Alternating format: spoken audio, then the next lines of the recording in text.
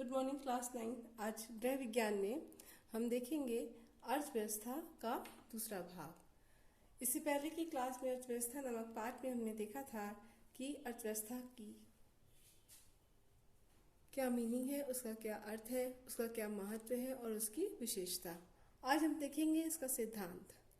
अर्थव्यवस्था परिवार के आय व्यय की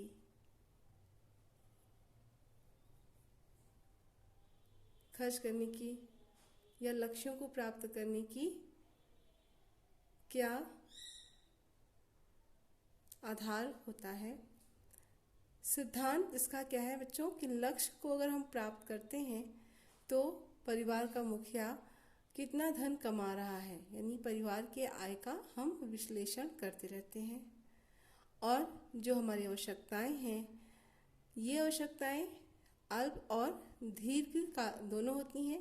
तो आवश्यकता के आधार पर ही हम अल्प और दीर्घ योजनाएं बनाते हैं। अल्प आवश्यकताएं जैसे हमारी रोटी कपड़ा और मकान है, बिजली है, ईंधन है इत्यादि। और दीर्घ योजनाएं यानी जो हम भविष्य के लिए या भविष्य को ध्यान में रखकर परिवार के सदस्यों को संतुष्ट करने के लिए, उनकी आवश्यकताओं की पूर्ति के लिए जो योजनाएं बनाते हैं वो दीर्घकालीन योजनाएं होती हैं। जैसे मकान बनवाना, बच्चों को उच्च शिक्षा के लिए बाहर भेजना, बाहर भेजने के लिए अगर कोई प्रोफेशनल कोर्स कराना है बच्चों को तो उसके लिए बहुत लंबी लंबी फीस देनी पड़ती है। इसके अलावा वहाँ का रहन सहन, वहाँ किराए के लिए मकान, बच्चों के खाने पीने का खर्चा, आने जाने का खर्चा इत्यादि के लिए भी धन को बचा के रखा जाता है। या फिर भविष्य में कोई नया व्यवसाय खोलना है या बच्चों की शादी वगैरह करना है, इन सब के लिए भी धन को बचा कर रखना, जिसे कहते हैं भविष्य का ध्यान रखकर योजनाएं बनाना। बच्चों, इन भविष्य की योजनाओं के लिए बहुत धन की आवश्यकता होती है। इस धन को हम अपने अल्पकालीन योजनाएं या अपने अल्पकालीन आवश्यकताओं में से थोड़ा थोड़ा धन बचाकर ही उसको प्राप्त कर सकते हैं। यानी अल्प योजनाओं के माध्यम से या अल्प आवश्यकताओं के द्वारा हम थोड़ी थोड़ी सी कटौती करके धन को बचा करके भविष्य के लिए दीर्घकालीन योजनाओं में व्यय कर सकते हैं। तो ये है अर्थव्यवस्था का सिद्धांत। ठीक है बच्चों, अब आती है आवश्यकताएं। इससे पहले की क्लास में भी हमने बताया था कि आवश्यकताएं क्या होती हैं। बच्चों, हमारी आवश्यकताएं जो होती हैं, हमारी प्रभावशाली इच्छा ही आवश्यकताएं होती हैं। इन इच्छाओं की पूर्ति हम अपने प्रयास या त्याग द्वारा करते हैं। यानी आवश्यकताएं एक प्रभावशाली इच्छा है जिसे हम प्रयास या त्याग द्वारा अभिव्यक्त करते हैं। आवश्यकताएं बेटा 3 तरह की होती हैं, जैसे प्राथमिक, शारीरिक और गौण। प्राथमिक आवश्यकताएं लक्षण इसके क्या हैं? प्राथमिक आवश्यकताएं, शारीरिक आवश्यकताएं और गौण आवश्यकताएं। सबसे पहले प्राथमिक आवश्यकताएं होती हैं बच्चों, जो हमने देखा था कि भोजन, वस्त्र, बिजली, ईंधन इत्यादि होती हैं। तो शारीरिक आवश्यकताएं ये आपकी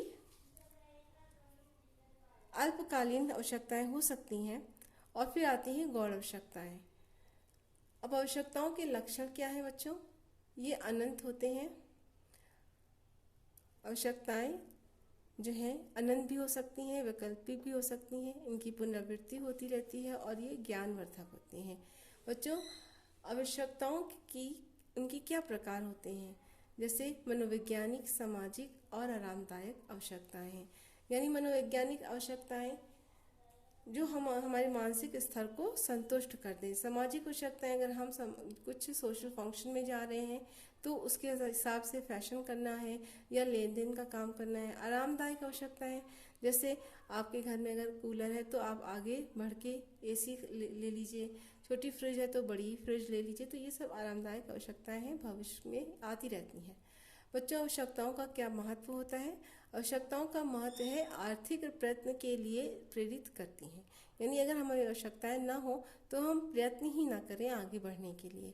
तो आवश्यकताओं की भूमिका हमारे जीवन में है कि आवश्यकताएं हमें आर्थिक प्रयत्न करने के लिए निरंतर प्रेरित करती रहती हैं, जिससे हम अपनी अर्थव्यवस्था को निरंतर सुधारते रहते हैं और आगे बढ़ने के लिए रहन सहन को ऊंचा उठाने का प्रयास करते रहते हैं। यही थी आपकी आवश्यकताएं। अब हम नेक्स्ट देखेंगे, नेक्स्ट टॉपिक है इसको प्रभावित यानी अर्थव्यवस्था को प्रभावित करने वाले कौन कौन से कारक होते हैं।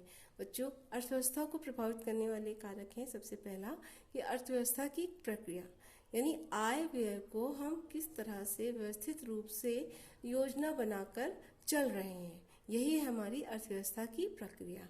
यानी हम हमारा मुखिया, हमारे परिवार का जो मुखिया है, वो जितनी आय हमारे परिवार में ला रहा है उसको ध्यान में रखकर हम योजना बनाकर अपनी आवश्यकताओं को पूरा कर रहे हैं। यही है अर्थव्यवस्था की प्रक्रिया, जिसे हम सुचारू रूप से चलाते रहते हैं। ये है अर्थव्यवस्था को प्रभावित करते हैं। और दूसरा है मुखिया की भूमिका, यानी हमारा परिवार का जो मुखिया है वो जो जितना धन ला रहा है, क्या वो परिवार में दे रहा है या परिवार के सभी सदस्यों की आवश्यकताओं की पूर्ति में वो व्यय कर रहा है। यह है मुखिया की भूमिका जो अर्थव्यवस्था को प्रभावित करती है। नेक्स्ट है बच्चों व्यय का उत्तम नियोजन, यानी अगर गृहिणी को पैसा दिया जा रहा है, मुखिया दे रही है, तो उस धन का व्यय गृहिणी किस मद में कितना कर रही है। फिर है रहन सहन का स्तर, यानी हम अपने रहन सहन के स्तर को धीरे धीरे किस तरह से ऊंचा उठाएं। यानी अगर हमारी आय कम है तो हम उसी हिसाब से फैशन करें, उसी हिसाब से अपने परिवार या सदस्यों के आवश्यकताओं पर खर्च करें। तो परिवार का आकार भी प्रभावित करने वाला कारक है। अगर परिवार में ज़्यादा सदस्य हैं तो उनकी आवश्यकताएं भी ज़्यादा होंगी। अगर व्यय ज़्यादा है, आय कम है, तो ये भी प्रभावित करता है। यानी अर्थव्यवस्था को प्रभावित करने वाला ये भी एक महत्वपूर्ण कारक है। फिर बच्चों आ जाता है इस अर्थव्यवस्था को निर्धारित करने वाले कौन कौन से तत्व हैं।